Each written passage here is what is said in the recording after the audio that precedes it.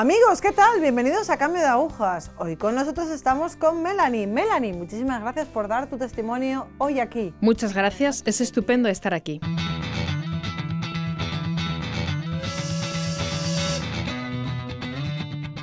Bueno, Melanie, pues vamos a empezar un poco por tu infancia. O bueno, ¿puedes presentarte también un poquito? Ok, me llamo Melanie, soy de Wexford y soy la pequeña de 3 hijas.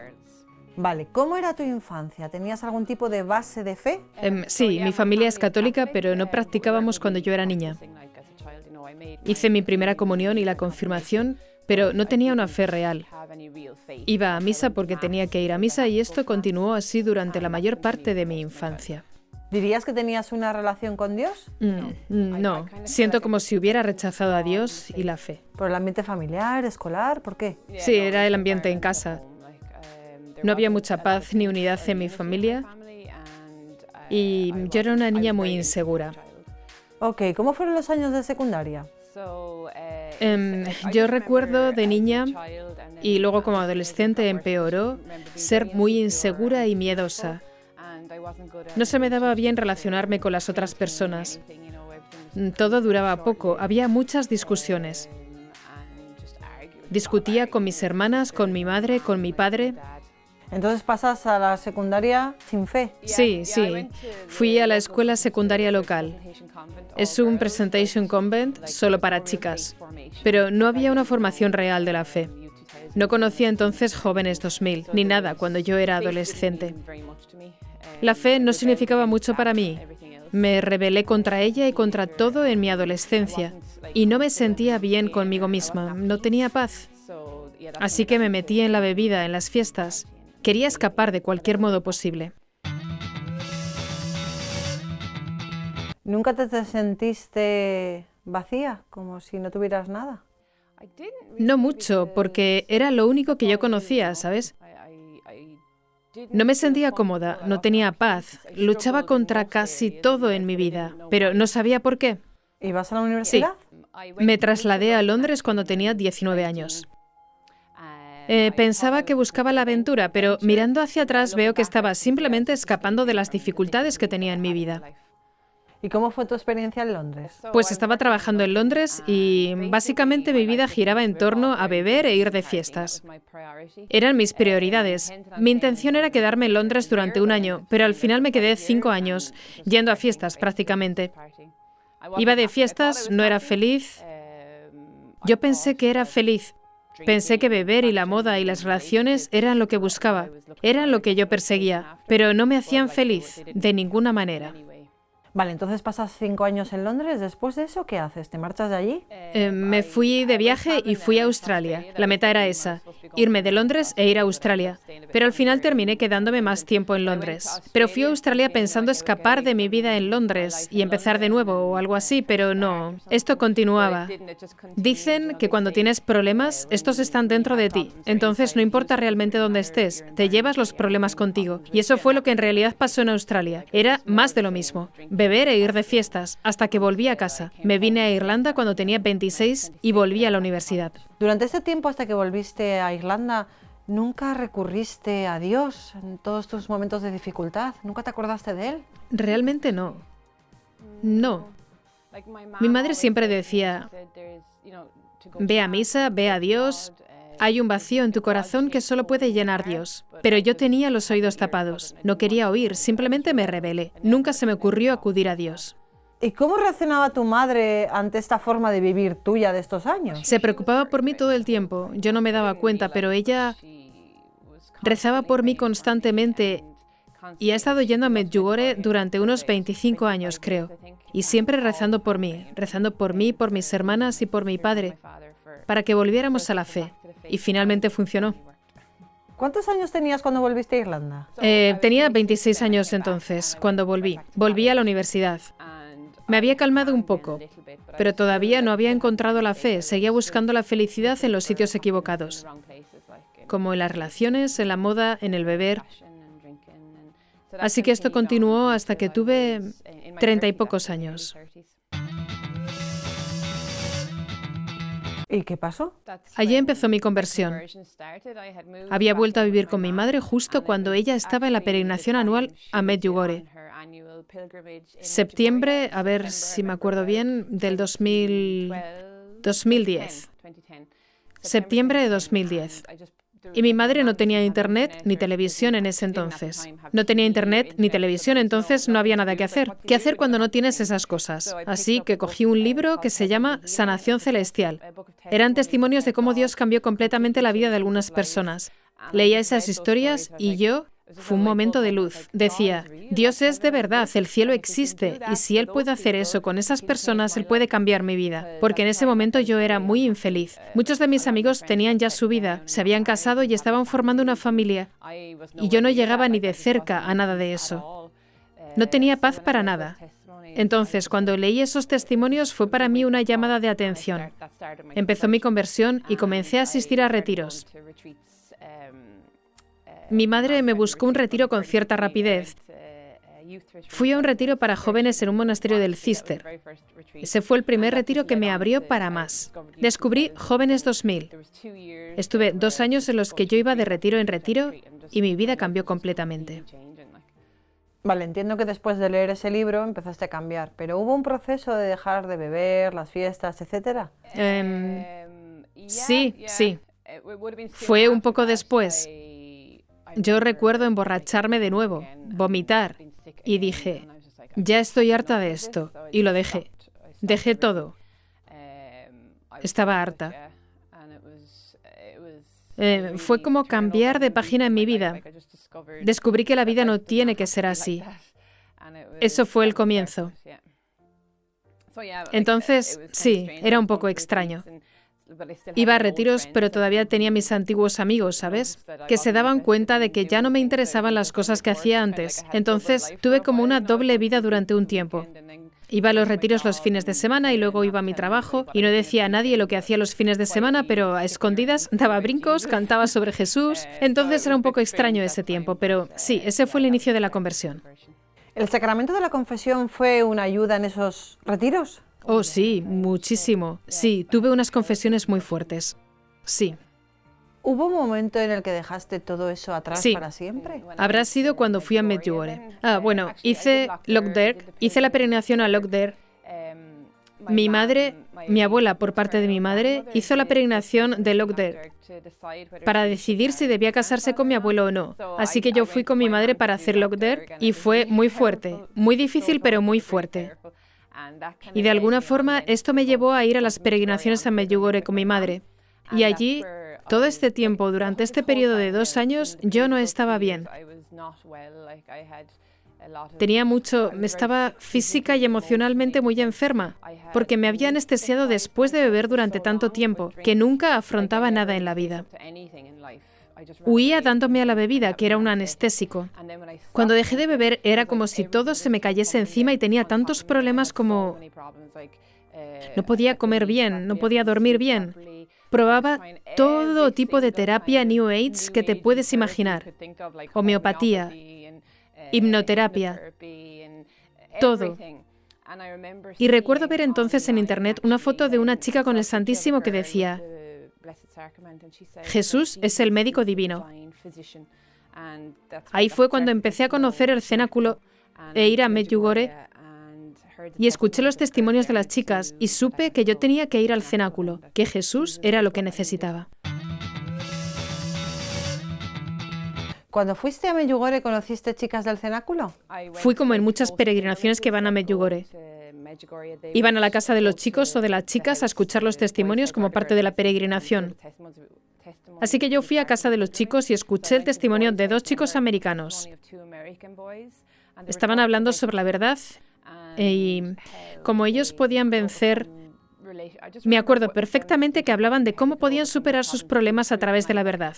Y yo estaba como, yo no tengo nada de esto en mi vida. Y me di cuenta de que tenía que ir al cenáculo. Entonces, después de Medjugorje, ¿entras en cenáculo? Sí, volví de Medjugorje y contacté con el cenáculo en Dublín. Tienen reuniones semanales en Dublín. Y hubo como 6 semanas de preparación, pero yo estaba tan desesperada que dejé mi trabajo. Vendí mi coche, hice la maleta y entré en el cenáculo en octubre de 2012. Sabía muy poco del cenáculo en ese momento, pero sabía en mi corazón que el Señor, Dios, quería que fuera, así que fui. ¿Cuál fue la reacción de tu familia? Ellos no lo entendieron para nada, incluso mi madre, que conoce el cenáculo. No conocía el alcance de mis problemas, creo. Y ella no pensaba que yo necesitara eso. Pero vio bastante rápido el bien que me hizo. Entonces entendió más porque conocía el cenáculo, conocía a Medjugorje, tenía fe. Pero mis hermanas y mi padre no. No sabían lo que estaba pasando. Desaparecí, ¿sabes? Porque no tienes contacto con ellos durante algunos meses en el cenáculo. Y no entendían por qué yo estaba allí ni nada, realmente. Cuando llegas a cenáculo, entiendo que es un cambio radical en tu vida. ¿Cómo fue tu primer año allí? Sí. Fue interesante. Entonces, ¿sabes? En mi pasado yo me hubiera escapado de todo. Escapar de las dificultades, trabajos. Me iba simplemente. Había dejado un trabajo terminado con una amistad o lo que sea. Pero en el cenáculo estás allí y funciona, porque ya no te puedes escapar. Tienes que estar allí y tienes que afrontarlo todo. Así que no fue fácil. Si soy sincera, los primeros 6 meses fueron duros, especialmente porque yo no hablaba italiano y tenía que aprender italiano en esos meses. Pero todo el tiempo yo estaba convencida. Era duro y yo tenía mi fe y eso me ayudó a quedarme. Pero todo el tiempo yo estaba convencida de que era mi sitio. Por primera vez en mi vida, a pesar de lo duro que era, sentía que estaba en mi lugar, estaba en el sitio correcto. ¿Te fue difícil acostumbrarte a la oración? Sé que hacen muchos momentos de oración. Sí.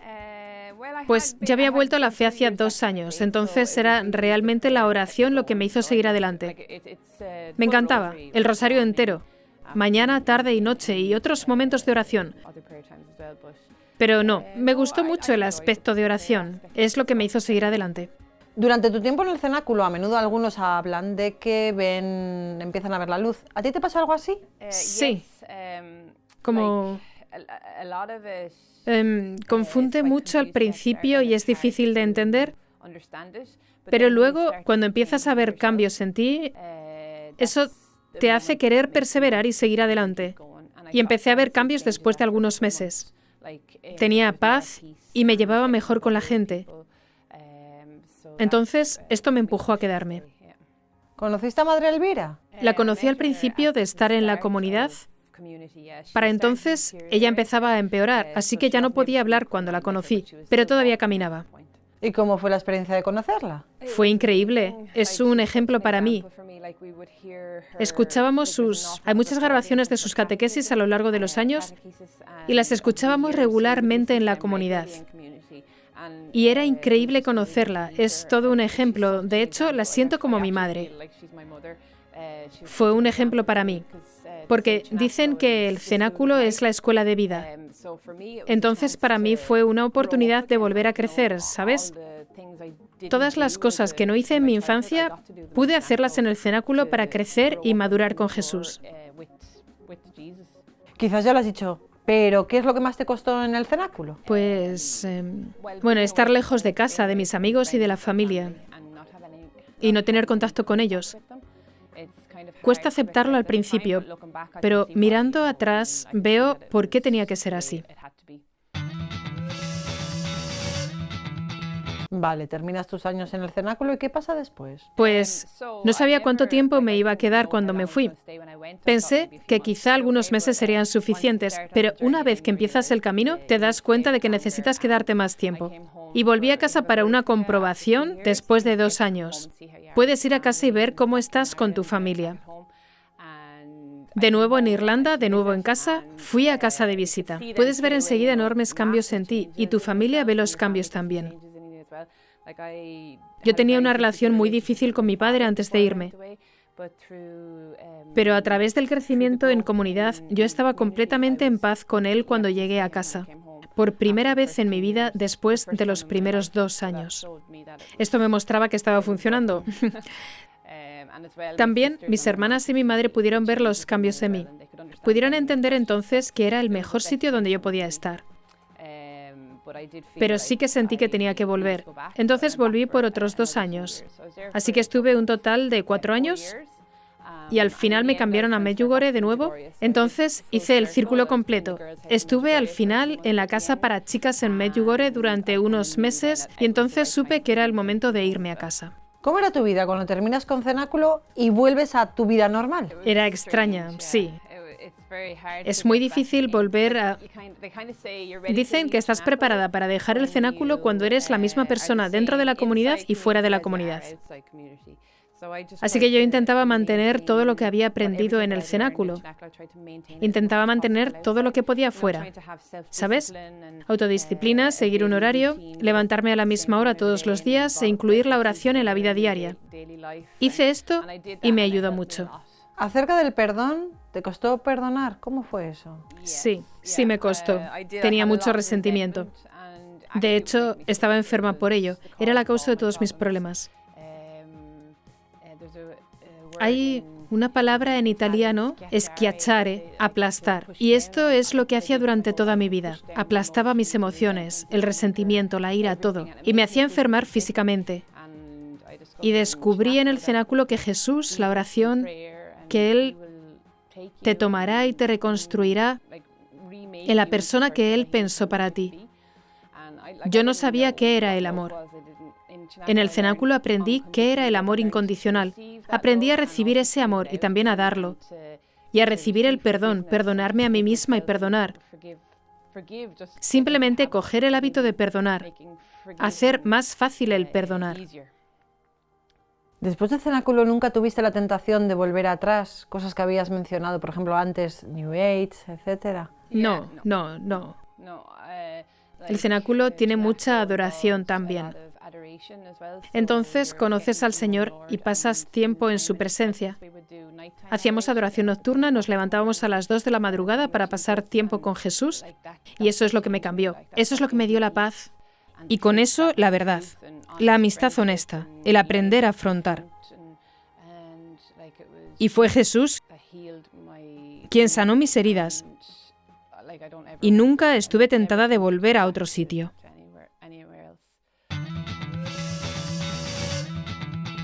¿Podrías hablar un poco de los frutos que dio Cenáculo en tu familia? Sí, pues, sabes, dicen en el cenáculo que el camino no es solo para ti, sino para toda tu familia. Así que yo tenía muchas aspiraciones de que toda mi familia viniera a ese gran evento que hay en las familias una vez al año en Italia, la Festa della Vita, Festival de la Vida. Yo había imaginado que toda mi familia iba a ir, que todos iban a tener grandes conversiones, pero eso no pasó. Pero ahora está ocurriendo poco a poco en el tiempo de Dios. Como todo lo que aprendí en el cenáculo afecta a cada parte de mi día y seguramente será así siempre. Y esto mejora todas las relaciones dentro de mi familia. Ahora mis hermanas y yo tenemos conversaciones cuando antes no existían. Antes solo discutíamos. No sabíamos hablar de las cosas. Y luego con mi padre, mi madre y cualquier amigo que esté interesado también.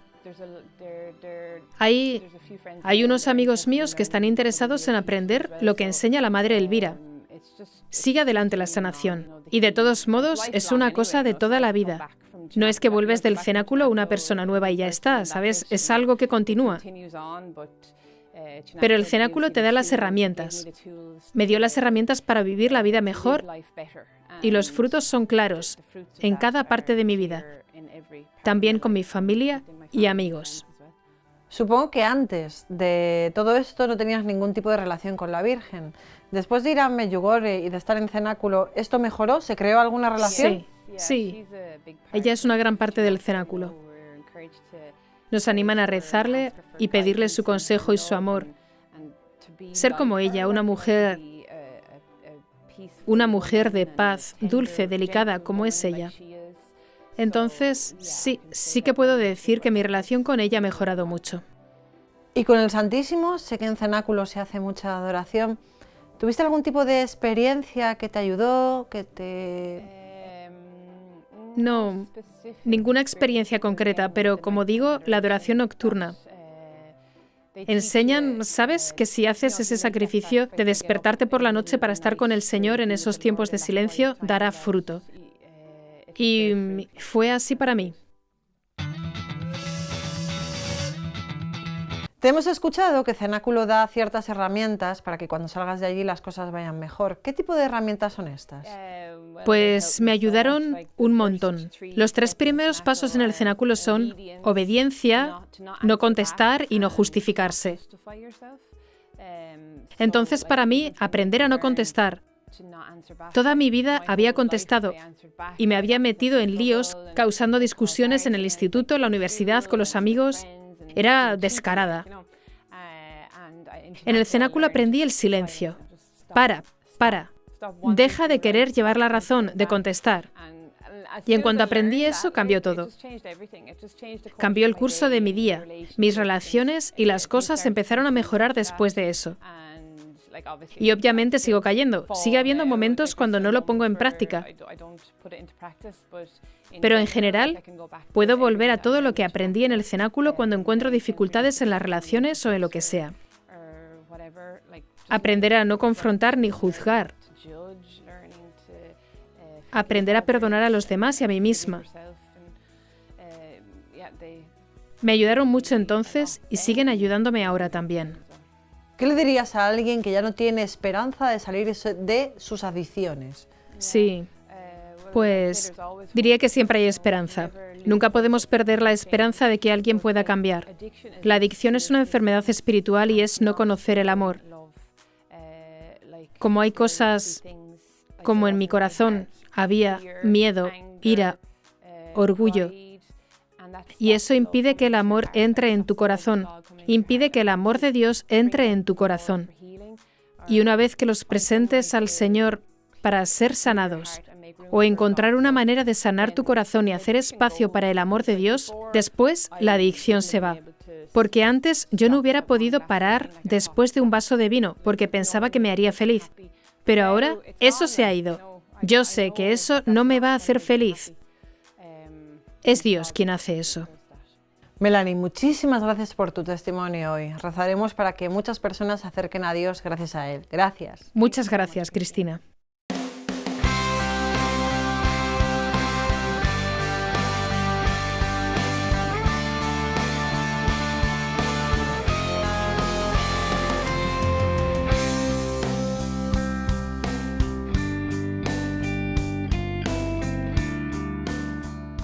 Amigos, solos no podemos caminar. Es importante siempre caminar en la fe con alguien, caminar de la mano de, no solamente de Dios, de Nuestra Señora, de nuestra Madre, la Virgen, caminar en una comunidad, caminar en un grupo de referencia, caminar en una parroquia, caminar con un director espiritual, caminar. Caminar es lo importante, pero no hacerlo solo. Gracias por estar ahí hoy con nosotros.